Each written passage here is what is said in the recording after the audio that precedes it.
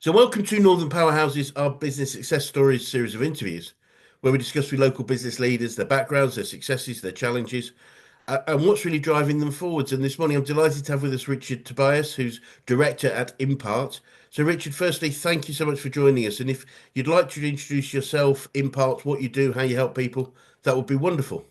Okay, no, thank you very much for the invitation to come.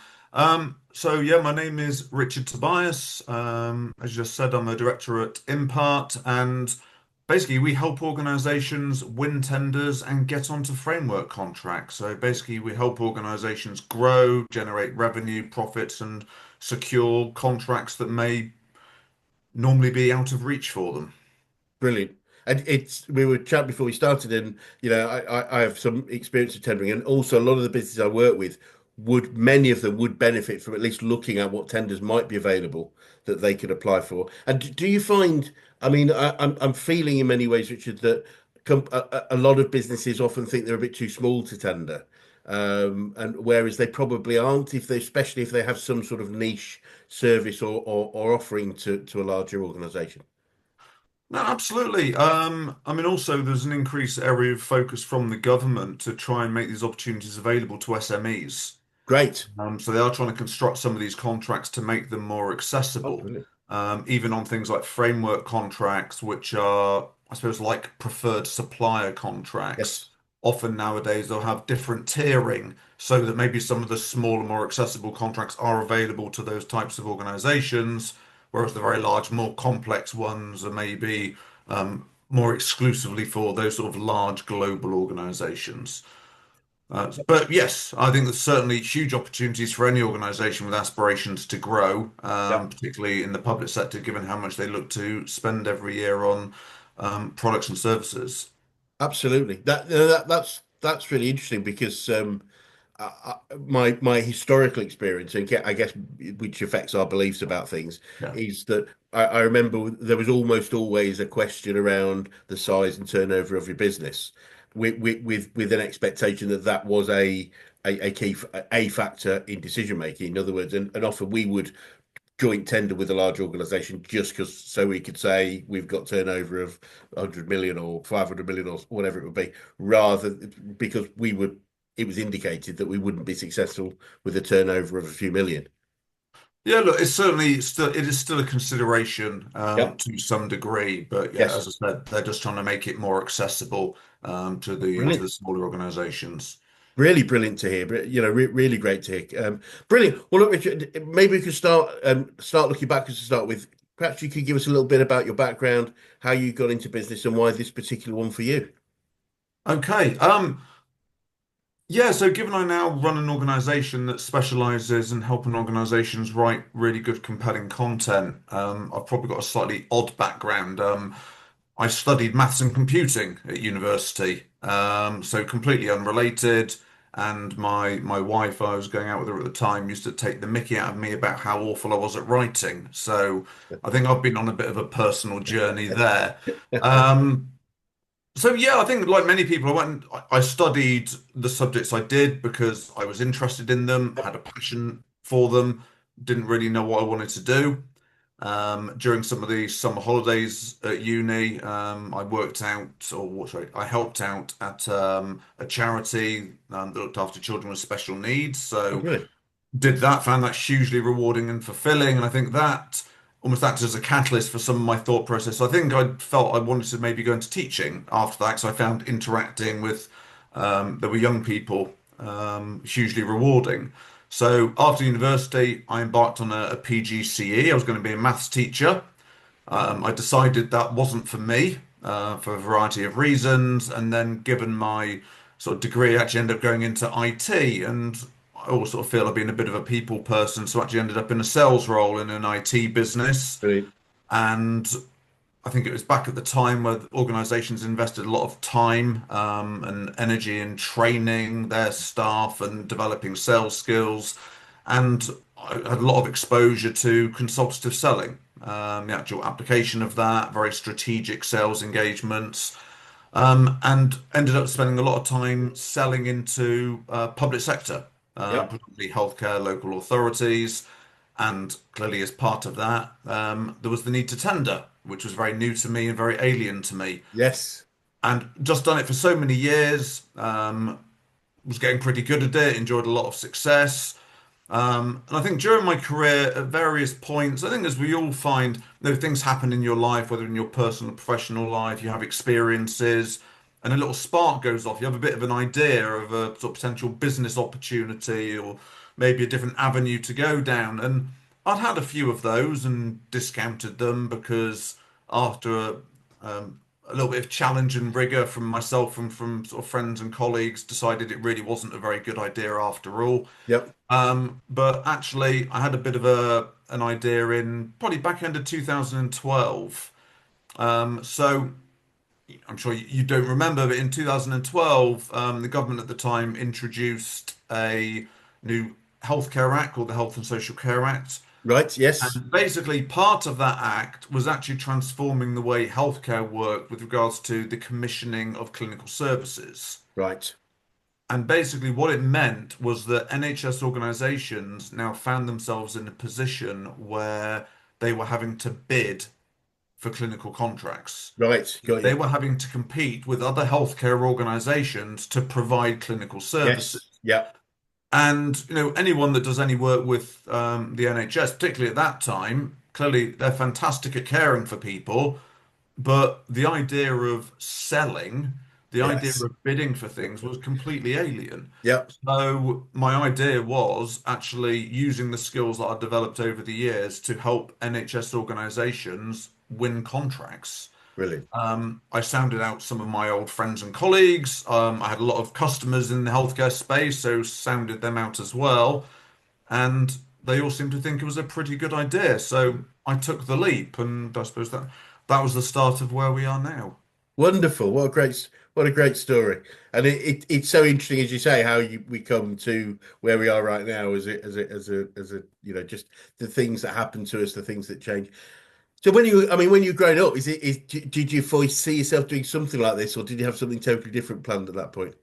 Oh, I probably thought I'd either be a rugby player, so I'm from Bristol originally, spent a lot of time growing up playing rugby, Brilliant. or I probably thought I'd want to be a game designer. Um, Brilliant. As So I had no idea what I was going to do. But our experiences sort of shape us, and obviously we get exposed to new things and get interested and passionate in them. Obviously, sort of steers and influences our journey. it really is fascinating, isn't it? And sort of looking back now, since you founded the business, you founded the business and have grown it. What are some of the biggest challenges you've had to come through the growth of the business? Okay, so I think there's probably sort of two or three that jump out to me. One, I mean, we've always grown organically. Yep, I wouldn't say we're risk averse, but we want to, make sure we have an appropriate, robust pipeline to sustain not only the people we have within the business, but see that there's a need to bring more people on yep, over the coming months. yep. And I think even now, I think we've got what sort of 10 people within the business. I mean, we're a small business, but sort of the impact we have on our customers is huge. Every time we look to recruit someone, I always get this little nervous twitch in my stomach because Yeah. whilst it's a very, it's a rational decision, it's backed up with lots of data, you're bringing someone in, you are supporting another family, you are impacting someone else's life. So I think it's quite a healthy thing. So, but having the confidence and the faith in the pipeline, and Yes. our assessment of the likely opportunity, and then the decision to recruit. So I think that's always been sort of a bit of a challenge, a little bit nerve-wracking. Um, Whilst we started the business looking at healthcare, I think we were always very aware that the act that got put in place to create this opportunity was not very popular for a whole variety of reasons.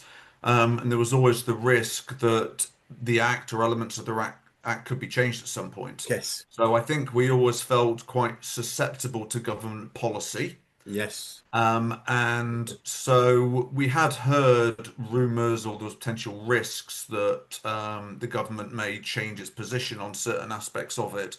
So we did feel there was certainly some exposure there, and Yeah. so we took a decision. probably after a couple of years to actually diversify the business. And I think Brilliant. that was a very, very positive thing. Brilliant. I mean, a perfect example of that is probably COVID.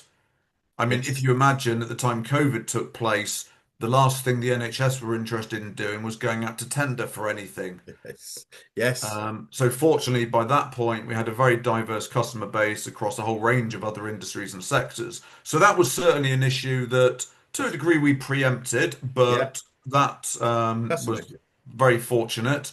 I think the other thing as well, when we did diversify, we started working with a very interesting range of organizations, but we did get to the point where probably about 40 or 50% of our revenue came from a single organization. Yeah. Right. Now, we'd worked very well with them. We had a huge impact. I think when we started working with them, their tender success, which is one way of measuring sort of the impact we have, was probably about 30%. And within about 9 to 12 months, we got that up to just under 90%. Wow. Now, clearly, I mean, that's quite transformational for them, Yep. but they decided at a senior level within the organization they were actually going to have changes to some of the board members. And clearly, when new people come in, individuals have their own ways of doing things, their own preferences. And so as a result, not down to sort of anything we'd done in any way, they'd made a decision they wanted to deal with bidding in a different way, which is obviously entirely their prerogative. But clearly, suddenly losing potentially, 40 to 50% of your revenue, Yeah. it certainly helps focus the mind. Um, It's- so we put things in place in terms of the way we approach business development now to really ensure that that situation would never ever happen again. So the biggest client we have now probably makes up about 10% of our Brilliant. revenue. Brilliant. So we're far more robust than we ever have been before.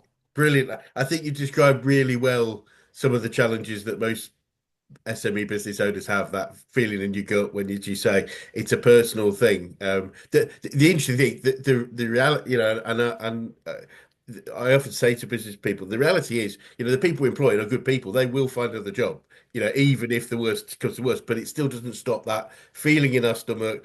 But we're taking on this person's, career, etc. But no, that's fascinating.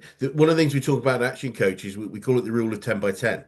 And the analogy we have is a table with one leg, whether that's one customer, one product, one marketplace, is inherently unstable.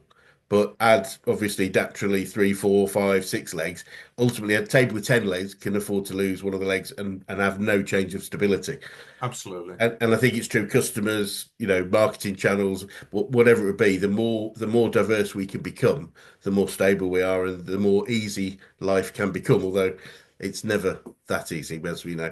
Um, Very true. if we look at it from a slightly different angle, so we talk about challenges we faced, and it is a simple commonality. But what would you say are the secrets or the key um, learnings you've got about growth and growing a business?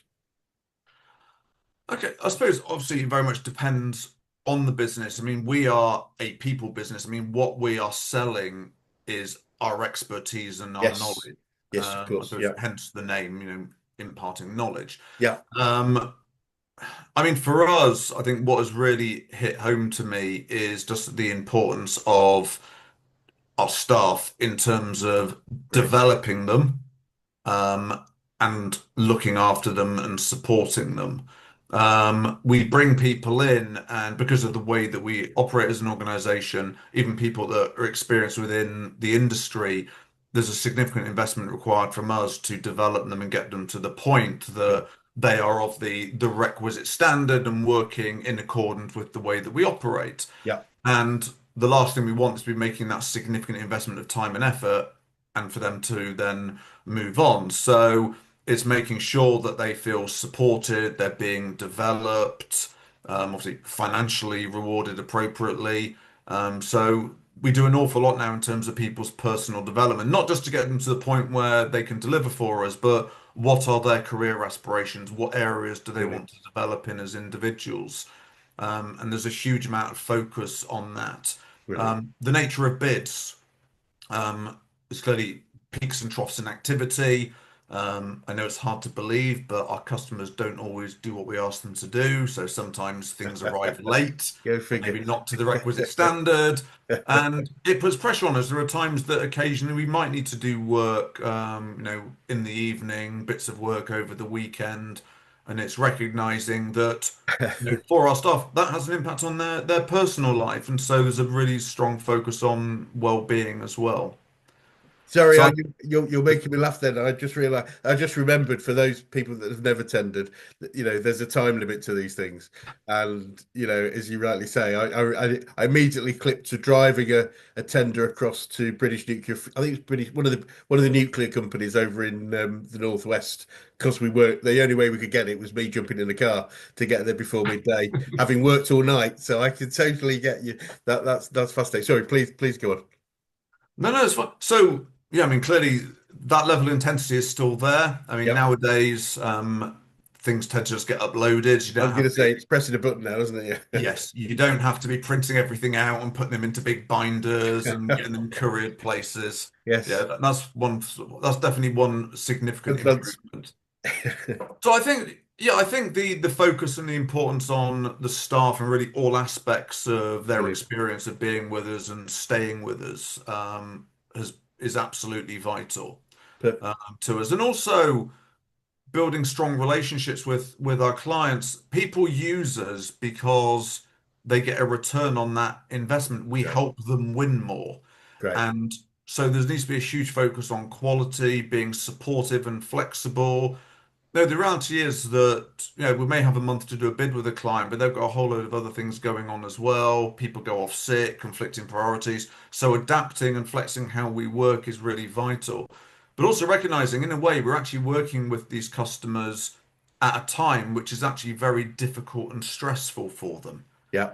Yes, they are under an immense amount of Yes. pressure, and if there's ways of making it easier for them and alleviating that, then it can help sort of strengthen and bolster those relationships. So I think, whilst of course we need to provide a very high quality service, which is writing and reviewing content, actually a lot of what we're about is actually, I suppose, almost acting as therapists, looking after people and helping them through what can be quite a difficult process. Brilliant. It's yeah. There are a couple of things that I'm trying to think who said it, but it was a great phrase of um, we don't build businesses, we build people, and they build the business. That's the job of a business owner is to build businesses. But I think also what's interesting is one of the things we work with a lot of businesses on is understanding it's not the way we retain clients and create raving fans of clients is obviously delivering a great service is key. That's almost a given, but it's also the experience they have. So it's the relationship that we build. Because Yeah. if because at any point, and we can all make mistakes. If we make a mistake and we don't have a great relationship, then we're probably gonna our success and retention of that client is probably gonna be at risk. Whereas if we naturally produce a great service and we naturally build great relationships, then we're more likely to have long-term relationships with our clients, if that makes sense. Oh, absolutely. And I suppose what's really challenging for ourselves, of course, we always aspire to do a fantastic job for all of our clients. But if we make a mistake or working with one of our clients between us, we make a mistake, it may cost them a contract that's Yeah. worth, whether it's hundreds of thousands or billions, it doesn't really matter. It is material and Yes. important to that organization. Absolutely. I totally get that. Yeah, it must be quite a challenging thing. And I guess, well, yes, I'm not going to ask you to comment on this, but I would imagine blame can be part of your having to shoulder a bit of blame that's unfair blame. Sorry, please don't comment on this because I'm sure you don't want any of your clients to say. But I would imagine that if it's not successful, they start looking at us rather than themselves. I mean, what I would say is with our clients, we don't disappear for a month and write anything in isolation. It's very much a, Yes. a team effort. There's Great. multiple Great. review processes and the like. So it is a team submission Brilliant. effectively, albeit we're providing a lot of guidance. But I think it's also important to recognize that even in public sector, whilst it is meant to be an objective, fair, transparent process, there's always an element of subjectivity to Yes. it. And whether we like it or not, there are times that procurements are undertaken where the buyer knows who they want the winner to be and will manipulate the process to get that outcome. Yes. Yep. All we can do is hope and assume it's an objective process Yep. and produce content that very objectively addresses the question, the requirements, and the Yep. criteria they're going to use to evaluate it. Brilliant. But there are mechanisms in place. I mean, occasionally if someone loses and they feel that it's unjust, they can look at potentially taking legal action. So there are some checks and balances in there. Yeah. Also, there have been some recent legislative changes as well with the new Procurement Act, which is trying to put a greater level of transparency on the buying organisations to ensure that these things are as objective as possible. Oh, great. That's yeah, that's brilliant. Because it can be tough knowing you've done a really, really good job to then and having so if you have some knowledge of competitors' bids or that of what the quality of what they might be bidding to be sort of scratching your head wondering how you managed to lose one. I know that feeling for sure. And Richard, you're probably aware we were a business coaching organisation. I'm keen to know who the best coaches you've worked with, whether that's business, sport, life in general. Who's had the biggest influence on you? Okay, so this is quite an interesting one actually. So in the early part of my career, I worked with some fantastic, very experienced sales professionals who I think sort of taught me a huge amount. Then actually one of my managers in the early part of my career, a gentleman called Simon Asback, was hugely supportive. Brilliant. He taught me an awful lot. He was always very challenging, not in a bad way, but thought-provoking and making me look at Yes. things from a different perspective and even sort of potentially come up with the solutions to the problems myself. And then I moved on, but I think he did have such an impact. Brilliant. Actually, about a year into starting Impart, I approached him and persuaded him to come and join. Oh, wonderful. So we've actually been working together within Impart for just over 10 years. So we get to have the same sorts of interactions over Brilliant. a long period of time, which is great. I think it's really helped the organization. I mean, obviously the way I now work has been hugely shaped by him, but actually having sort of the support in place, but also being able to challenge each other in a very Yes. constructive manner has been hugely beneficial. Wonderful, wonderful. And I love to collect quotes or sayings about business or success. Do you have any favorite ones you catch yourself using on a regular basis? Definitely, yes.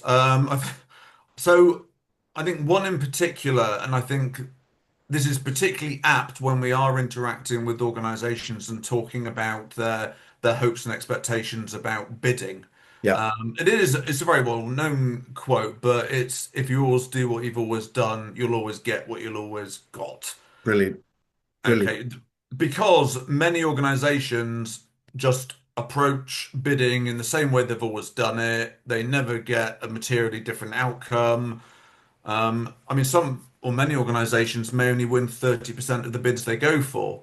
So if you actually think about it, that means 70% of the cost and the effort is just wasted. Yeah, yeah, And they then can find it difficult to embrace maybe a different way of working to really transform that and yeah. significantly increase their win rate. So I think there's that one definitely. I think another one as well, which just really reinforces the importance of planning, particularly when it comes to sort of bidding, is if I had 8 hours to chop down a tree, I'd spend 6 hours sharpening my axe. Brilliant. Love it.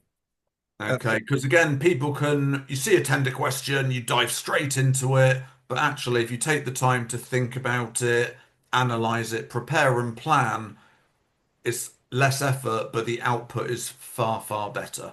Absolutely. Bang on. And our founder, Brad, I remember him telling me many years ago, he said the value of a plan is in the planning, i.e., thinking about what may or may not go wrong as well as what goes. The plan is the outcome is how do we get to the outcome we expect. But by putting that down in some structure, we can start to say, well, what if that bit doesn't work? What if that happens? And we can start to have some form of contingency to the challenge. But I love that quote. Yeah, I'm trying to think because of course Covey talks about sharpening the saw on a regular basis.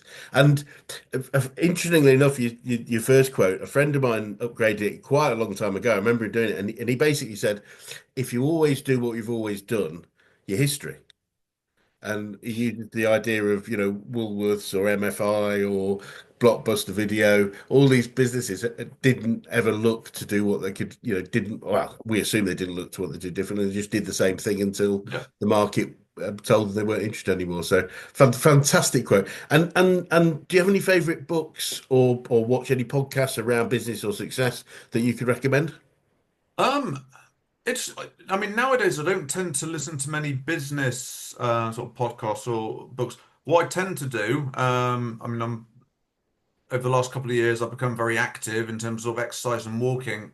I listen to an awful lot of political podcasts, Right. both around what's happening in the UK, Europe, and the US as well. So that tends to be sort of most of my uh, Brilliant. calming down and relaxing time. I have to say, I'm unhealthily obsessed with what's going on in the States at the moment. It's like I Yes. find myself doing this a lot, which I'm getting a bit worried about that, Richard. I've got to change that. But yeah, it just is really, yeah, it's always surreal. It feels to me. But we've Yeah, had no, it's a fascinating time. But yes, enjoy listening to podcasts. it is fascinating, isn't it? Yeah, no, fantastic. And in terms of learning, what would you say you've learned about yourself throughout your journey so far? I think it has been interesting. Yeah, I think there is probably some reflections on myself that have probably changed and evolved over the last sort of 12, 13 years. I think throughout my career, I've always been sort of driven and motivated. Yep, Anyway, not necessarily by money or anything, but just wanting to succeed, wanting to win. great. I think that's one thing that I do really enjoy about sort of the organization, in that we're helping people win. Yes, They have thank you. got onto a framework, they have won a tender. You can see the positive impact it's having on the Brilliant. organization. I think I also find it hugely fulfilling seeing people in our team evolve and improve, take on more responsibility. Wonderful. Um, I like being challenged. I mean, we spoke about sort of what's happening in America at the moment. So I'm sure you've seen the various sort of TV broadcasts of some of Trump's meetings where everyone sits around him telling him how brilliant they think he is. But I like to be challenged. I want people to Yes, highlight ways of doing things differently and great better and point. improving things.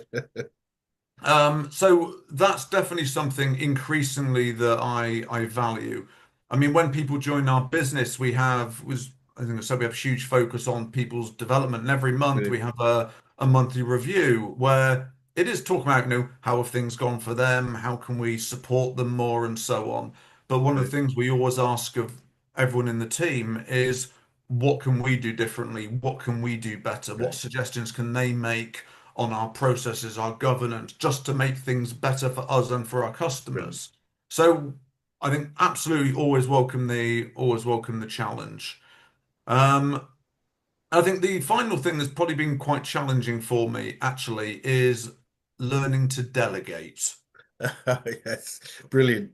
I mean, it started off as me in the Yeah, business, and then Simon joined, and what we were doing was complementary. But as we're scaling, I'm in a fortunate position now in that I'm spending most of my time working on the business as opposed to doing stuff right. in the business. But that's taken some discipline, actually Yeah, taking a step back. The team are brilliant. I have, huge confidence in their ability. But there's just something about me that you get tempted to get drawn back into it, and I've had to try and control that. I So that's totally definitely get. something that's improved over the years. Brilliant. I find that so much, and it really relates to a quote you've had earlier. I say to a lot of people that if you take the growth of a business, if any business that grows at about the same percent every year is on an exponential growth curve, 10%, 10%, and I always say to people that when they're looking at growth and continuing growth, is that you can get to a certain size of business with a few good people and sheer blood and guts. Just we all know each other. We're probably in the same room, so we know what's going on. Just work really, really hard, and you get to a certain level. The challenge for that is that the growth typically, therefore, is dependent directly on the efforts of the individuals involved, and therefore, any more. And once we hit the limit of our time, and unfortunately, I didn't manage to do that in my first business, so I was doing 100-hour weeks for 3 years. But once we hit that limit, we actually, if growth is based on our time, we can't actually limiting growth. We can't grow anymore because we haven't got any more time. So it's a mindset change. of I now need to grow better through other people and delegate effectively. And but the real challenge is what got us here was exactly correct. Working hard and being really, being making it about us to start with was bang on. It's just as you said earlier, or there's the book I love, a guy called Marshall Goldsmith, which was similar to your quote, which was what got us here won't get us there. And it is that change of mindset, and I find in many people I work with, it's that change of mindset which is the hardest. It's not the new marketing strategy or the new sales process. It's I've got to think about working through others, and but that brings for people that achieve. I find it brings a level of, I'll call it fear. I don't mean to suggest everyone's fearful, but fear because if the success in the future isn't based on how hard I work, I've got to rely on others, and that can create quite a challenge for many people, I find. No, I'd agree, but I mean, I'm now sort of early 50s. Simon is sort of slightly older, so mid 50s. And one of the things we have been thinking about is succession planning. And I think Brilliant, it's really helped sort of bring this to the forefront, really. brilliant.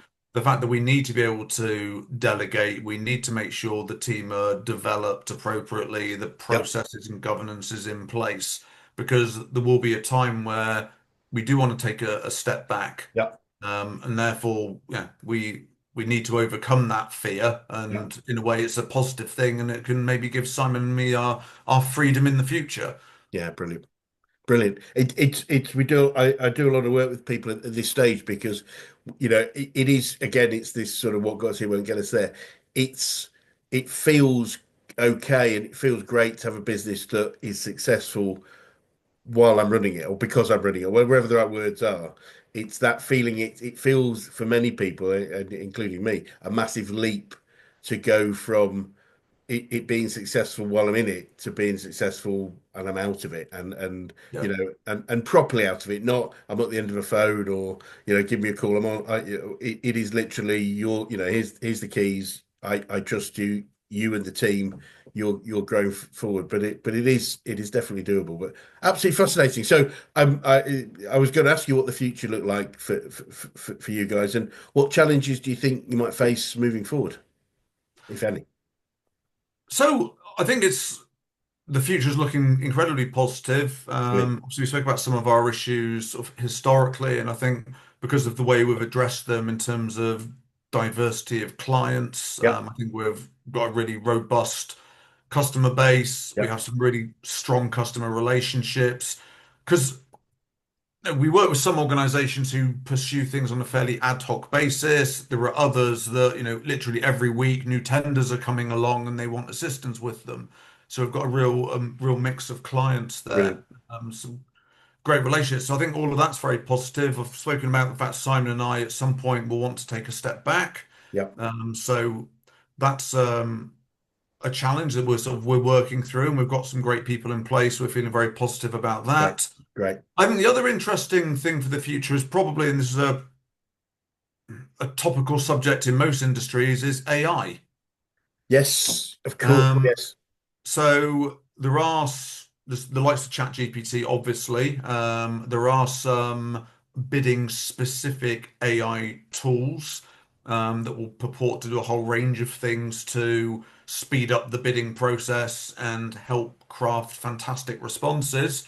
Um, I think the solutions are evolving. Yeah. They can definitely help at the moment, particularly Yes. in terms of, if you've got a big library of content and you want to find content on a particular subject, AI can help pull together that content incredibly quickly Yeah. to then help the authors write an appropriate answer. The answers that AI produce at the moment, I think, are a bit variable. Absolutely. If you submit a bid that's purely based on AI, you're probably going to leave quite a lot of marks on the table and Yeah. maybe not win as much as you would like. But it's an evolving, moving feast, clearly. Yeah. And there is no doubt it's going to get better and better. Yeah. I think what's quite interesting, though, if you look at the end point, is if AI gets so good, every bidder is going to then submit a fantastic bid. So how do you pick who you're going to contract with? Um, Yes. so then, is it just down to price, which no one wants? No. Or is it some form of presentation? But again, you're going to make a judgment purely based on that. So it'll be interesting. It Yeah. wouldn't surprise me, and we've already started seeing some tenders ask this question, is whether AI is being used or not. Now, with that question, it's not clear whether they view it as a positive or a negative thing, It's but right. it may well be at some point a decision is made to not allow AI tools to be used to Yeah. support bids because it's creating too much of a level playing field. Yeah. Yeah. That, sorry, that's fascinating. I'm just thinking about my experiences are very aged experiences, but it's almost like AI could help get the. I always looked at tendering personally of there's the sort of statutory stuff that what's the health and safety policy and do you have level three all but there's the meaning of the bid and that I totally understand. We don't know where AI is going to end up, but it is that why are you the best people? That's what the bid is trying to get to. That it is why are you the best people to do the work? So there's a whole bunch of questions you need to answer, but what are the key questions that sometimes aren't actively asked in many ways. I found in my history, and forgive me, I know you're the expert, but it was like, no, you really need to be asking this question. And we had to try and write answers that led into a question or answered a question that wasn't actually asked, because that's what you really need to be asking. I mean, the tender that we were responding to wasn't really asking some of the key areas around expertise, experience, those sorts of things. Sorry, I'm going off on one, but Yeah, no, no, it's fine. It's fine. I mean, you need to, you need to remember that basically what a tender is doing, it's selecting the organization that is best at tendering to then deliver a contract. You might not be the best person at delivering the contract, you're just the best person at tendering. yeah, yeah. Which clearly is a bit of a flaw with the principle, but I don't think anyone's come up with a better way of No, doing no, it. it's the best way of doing it, isn't it? But it's as you rightly say, it's how good you are at tendering. It's I often say, funny enough, in recruitment, I help clients recruit great people, and our key is to recruit on attitude over experience, level, base level experience. But we can train everything else in. And I say, look, have you ever met anybody, or are you somebody who's just really good at passing interviews? You know the right thing to say. You're just brilliant. You're confident, um, and and end up getting a job you didn't really want. And I say, please, if you're during this process, please think about, do you want this job? Ask as many questions as you choose, because the last thing you want or we want is that you win the job because you're good at interviews, rather than you really want the work, if that makes sense. It feels there's some commonality there. Fascinating. What a fascinating thing you do. So, Richard, I'm keen to know what you'd say to anyone that was thinking of going into business right now. I think firstly, as I experienced sort of in the early part of my career and sort of ongoing with Simon, surround yourself by people that are going to challenge you, that are not yes men. Great. Um, Even right at the beginning when you've got that initial idea, get opinions off of people that are going to be varied. You might not necessarily agree with everything that's said to you, but just getting you to think about things from a slightly different perspective, I think is hugely valuable. Yeah. Also, if you are going to embark on business nowadays, it is a really, really big commitment. I mean, if you think about it, whatever you're going to do is going to take a huge amount of your time. You're going to be working in something for the next 40 odd years, if you're fortunate, it works out. So make sure it's something that you're confident is going to be successful, but it's something you're going to enjoy, Yeah. something you're going to find challenging, something you're going to find stimulating. Um, I mean, I know people that have gone into a whole range of different careers, obviously some better paid than others, but you might be well paid, but if you're not enjoying it for 40 years, that's a pretty miserable existence. Yeah. So it's making sure you're doing the things that are really going to sort of give you that enjoyment and satisfaction. Yeah. Um, yeah, and look, if you're running a business, it's a real roller coaster. There's loads of highs. There are obviously some lows. You just need to make sure you enjoy the journey. Brilliant. But I'd also emphasize, life is not just about work. It's, there's a much bigger focus on well-being Yeah. nowadays than there ever was when I was younger. And it is really, really important. You need to have that balance, and your personal life, your family life is hugely important. And you don't want to compromise that just for the work. Absolutely. And if you started again, is there anything significant that you do differently, do you think? Um, I think the only thing I'd probably do is looking back, we were probably slightly cautious. I think part of it was I'd had this idea. I thought I would try the idea out, so I started working with some NHS organisations. And then after a year or so, spoke to Simon, and we sort of expanded a little bit. It was done not a leisurely pace. We were done at a very sort of cautious Yeah. pace. And I think what became very evident when we did diversify is that most organizations are not as good at bidding as they would like to be. They do not enjoy the level of success they think they should have or want to have.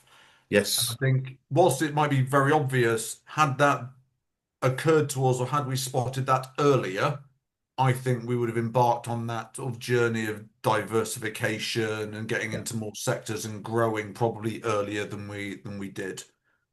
Brilliant. Brilliant. And finally, what would be the best advice you could give an 18-year-old you if you could go back in time and do that? Okay, well, it's obviously it's a very different time, isn't Yes. it? Very, very different time. I'd probably advise myself to get some Apple stock. Um, Good answer. Like it. I think definitely. I suppose I mean, just sort of thinking about this. So my kid, I've got four kids. So they're at the ages of 16 through to 25. Right. So actually, over the last sort of 5 to 8 years, I've probably given them quite a lot of advice at various points. Yes. I'd like to think it's probably akin to the advice I'd give myself when I was 18. Um, I'd, I mean, I encourage them to pursue their passion. Great. So whatever that happens to be, I mean, my children are very varied. I mean, one of them's working in the city, one of them is studying maths, another one's really into musical theatre, another one is Brilliant. absolutely loves physics. Whatever it is, just do what it is you Brilliant. are passionate about and you enjoy. Brilliant. I'd also really encourage them to just try and fulfill their potential, whatever that level happens to be. Clearly some people are more capable and able than others, and some are Yeah. more intelligent than others, but just fulfill your potential. Yeah. Because even if you maybe don't quite get to where you'd want to get to, just the fact you've had a focus on it and you're striving towards it, you're likely to go further and achieve more. Um, because ultimately, if you're trying to do that, you're going to be more challenged, more stimulated, and it comes back to really enjoying things. And as I mentioned, I think a few minutes ago, it's about having a balanced life. Yes. Yeah. Yeah, work is really important. You're going to be doing a huge amount of time on it, but you can't do it and sort of forsake other parts of Yeah. your life, Yeah. because well-being is incredibly important nowadays. Very, very sound advice. Yeah. Oh, and obviously, I'd tell them to look after their mum and dad as well. Good, good. Yes, I like that. Buy Apple stock and look after your mum and dad. I'm liking Yes. both of those. Wonderful. Richard, it's been really fascinating talking to you. I really, really, really enjoyed it. Thank you so much for your time. And just for anyone that's watching that would like to get in touch with you or Impart, what would be the best way of doing that? So my email address is richard.tobias@impart.co.uk. So drop me a line. If you happen to forget that, just go to our website and there's a contact us link on there as well. I'm happy to have a chat. Brilliant. And for anyone that's watching, you also do some training of people if they want to learn some of the skills. Yeah. Absolutely. Actually, we regularly, on a monthly basis, are doing quite a lot of free of charge virtual training. Brilliant. So we're helping people improve the quality of their bids. We do some deep dive sessions into things like how do you decide whether to pursue an opportunity or not, Great. Yep. understanding how the customers are going to actually evaluate your responses, various sales techniques. And a big topic now in public sector is something called social value, Right. which is Yep. hugely challenging for many organizations, and that can make up to sort of 10 to 15% of any tender. We've got some dedicated sessions on those coming up over the months as well. And all of these sessions are free. Brilliant. That's really interesting. I would urge anyone that is watching that even thinks they might be able to tender for for some things in the future to engage with you, because it is very much, we've seen this with clients we've worked with, and my own business, a real significant route for leveraging and scaling our business on a regular basis. And but I have seen many people be overly fearful of the process, or overly fearful of the effort involved in the process too, I guess. But it is an opportunity. And what I think you said, it was probably before we started, but no, during our conversation. But the idea of organisations now are actively looking to engage more with SME businesses, potentially in some of their bids. So don't feel it's just for the big boys anymore. At least engage and understand what might be out there for us. No, absolutely. I mean, we can help in whatever way is required with a bid, and ultimately, if you can secure what for your organization is a sizable tender, it can be transformational to your Brilliant. business. Yeah, absolutely.